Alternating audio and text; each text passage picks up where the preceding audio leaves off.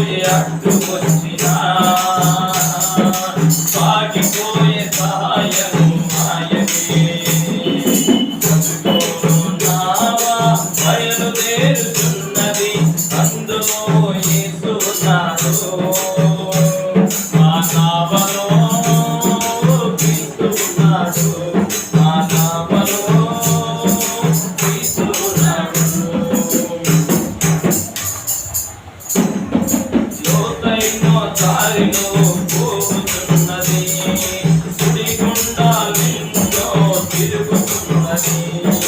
లోతైన దారిలో పోతున్నది సుడిగుండాలెన్నో తిరుగుతున్నది. సూర్యుడైన ఆగిపోయినా దుఃఖాన్ని మాత్రము సాగిపోవును. సూర్యుడైన ఆగిపోయినా దుఃఖాన్ని మాత్రము సాగిపోవును.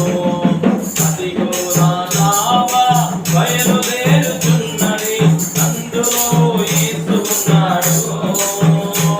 నా నావలో క్రీస్తు ఉన్నాడు. నా నావలో క్రీస్తు ఉన్నాడు. నడి రాత్రి జాములో నడిచినా నడి సముద్ర మధ్యలో నిలిచినా నడి రాత్రి జాములో నడిచినా నడి సముద్ర మధ్యలో నిలిచినా నడిపించును నా యేసు నన్ను అద్దరికి చేర్చును. నడిపించును నా యేసు నన్ను అద్దరికి చేర్చును. అదిగో నా నావ బయలుదేరుతున్నది అందులో యేసు ఉన్నాడు. నా నావలో క్రీస్తు ఉన్నాడు. నా నావలో క్రీస్తు ఉన్నాడు. అక్కడ కూర్చున్న పిల్లలు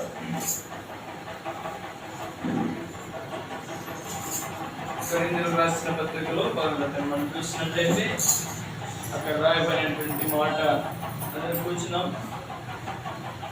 మనం పరీక్ష చేసుకోవాలని ప్రభు తన శరీరాన్ని తన రక్తాన్ని మనం జ్ఞాపకం చేసుకోవాలి. అయితే ఆయన అప్పగింపబడిన రాత్రి ఒక రొట్టెను ఎత్తుకొని కృతజ్ఞతాస్తుతులు చెల్లించి విరచి ఇది మీ కొరకైన నా శరీరం అని ఆయన చెప్పాడు. కాబట్టి మనం పరీక్ష చేసుకొని ప్రభు శరీరాన్ని భావించుకోవాలి. ఏ ఒక్కరు కూడా పరీక్ష చేసుకోకుండా అయోగ్యంగా చేతులు వేస్తే శిక్ష ఉంది. కాబట్టి అయోగ్యంగా చేతులు వేయద్దు. మనం పరీక్ష చేసుకోవాలి. యథార్థంగా ఉన్నామా లేదా, దేవుని ఎదుట దేవుని చెప్పే మార్గంలో ఉన్నామా లేదా, ఎక్కడ జాగ్రత్తగా పొరపాటు జరిగితే క్షమించమని అడగాలి. అందరు తీసుకుంటున్నారులే మనం తీసుకోకూడదు. ఎవరితో సమాధానం లేకుండా కూడా చేతులు వేయకూడదు. ఇంట్లో కొట్లాడచ్చు కూడా చేతులు వేయకూడదు. అందరితో సమాధాన పడాలి. అందరితో సమాధానపడి అందరి దగ్గర బాగున్న తర్వాత అప్పుడు చేతులు వేయాలి. ఎందుకంటే ఎవరితో ద్వేషం పగ ఇవన్నీ పెట్టుకుని వచ్చి ప్రభు శరీరంలో పాలిభాగం మనకు శిక్ష ఉంది.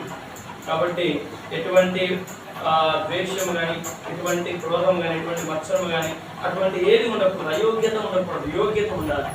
నేను దేవుని బిడ్డను, దేవుడు నన్ను తన రక్తంతో కడిగినాడు, దేవుని కుమారుడు తన కుమార్తె నన్ను మార్చినాడు. కాబట్టి ఇంకా నేను ప్రభు శరీరాన్ని జ్ఞాపకం చేసుకుంటున్నాను. ఎందుకంటే నా కోసం ఆయన లోకానికి శరీరం వారికి దిగి వచ్చాడు. నా కోసం ఆయన ఆ అవమానం భరించినాడు.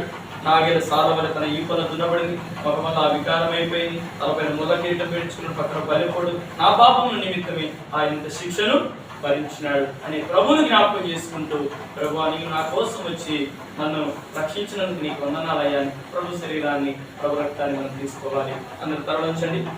అందరి తల నుంచి ఉండగా ప్రభు శరీరం ప్రభు రక్తం సాదృశ్యుల పాత్ర మన మధ్యలో పెట్టి తీసుకుని వస్తాం. ప్రభు శరీరాన్ని బట్టి మొదటిగా ప్రార్థన చేస్తాం. ఆయన అప్పగింపబడిన రాత్రి ఒక రొట్టెను ఎత్తుకొని జరిగిన తండ్రి ప్రేమ నమ్మదగిన వయస్సు ప్రభావం పొందడం స్తోత్రమయ్య.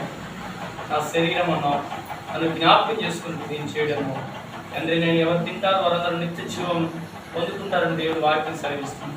నిజంగా నిత్యము జీవించాలంటే మీ శరీరాన్ని మేము తినాలని మీ వాక్యం రాశారు తండ్రి. మా పాపమును మా శాపమును మీరు కొట్టివేసినందుకు వందనాలు.